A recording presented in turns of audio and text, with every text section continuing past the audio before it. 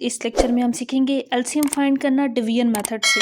तो LCM by prime factorisation method से भी हम कर चुके हैं, अब हम डिवीजन मेथड से कर रहे हैं। तो यहाँ पे मेरे पास जो क्वेश्चन है ये है 8, 10 और 15। सबसे पहले यहाँ पे हम इस तरह से दो लाइंस लगा लेंगे और इन नंबर्स को लिख लेंगे 8, 10 और 15 है। अब हम इनके प्राइम फैक्टर्स बनाएंगे। यहाँ पे ये 15 है, 2 के टेबल में नहीं आता, इसको हमने एज इट इज़ लिख लेना है।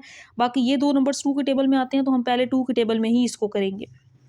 तो 2 4s आर 8, 2 5s आर 10 और 15 को इसी तरह नीचे लिख लेंगे। अब 5 और 15 इसी तरह आ जाएगा, लेकिन ये 4 2 के टेबल में आता है तो हमने इसको 2 के टेबल में कर लेना है। 2 2s आर 4, 5 और 15 को इसी तरह लिख लेंगे।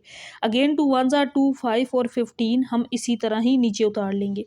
अब 5 और 15 आ गए यहाँ पे, लेकिन 3 के टेबल में 15 आता है, इस वजह से अब हम 3 के टेबल में करेंगे। 1 और 5 को इसी तरह लिख लेंगे। 3 5s आर 15।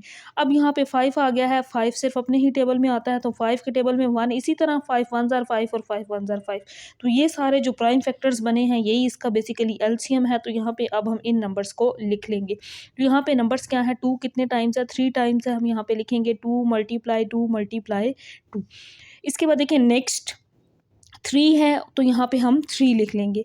नेक्स्ट अगला नंबर 5 है तो यहाँ पे 5 लिख लेंगे। अब इन नंबर्स को मल्टीप्लाई कर देंगे तो यहाँ पे इसका एलसीएम आ जाएगा। मल्टीप्लाई करेंगे हम, 2 2s are 4, 4 2s are 8, 8 3s are 24। 24 को किससे मल्टीप्लाई करना है, 5 से। तो 24 को अगर 5 के साथ मल्टीप्लाई करें तो इसका आंसर आता है 120। सो 120 is the LCM of 8, 10 and 15।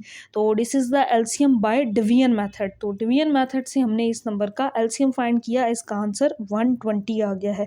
इस तरह हमारे पास 2 नंबर्स हों या फिर 3 नंबर्स हों, इस तरीके से ही हम एलसीएम फाइंड करते हैं डिवीजन मेथड से। तरीका सेम होता है, नंबर्स 2 हो सकते हैं, 3 हो सकते हैं, 4 हो सकते हैं, लेकिन फाइंड करने का मेथड बिल्कुल यही है।